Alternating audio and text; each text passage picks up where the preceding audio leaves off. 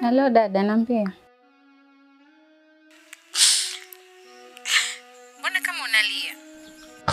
Si kama nalia kwa maumivu, lakini nalia machozi ya furaha. Anita, shemeji yako amerudi. Yaani Anita, mdogo wangu, unajua wewe ni kama nabii fulani. Yaani kile ulichokiwaza ndio kilichotokea. Shemeji yako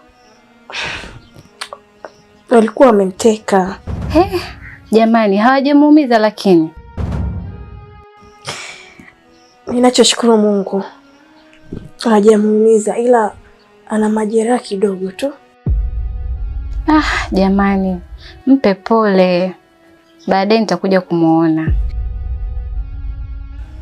Hamna shida, zimefika. Haya, poa, baadaye. Haya, na wewe pia.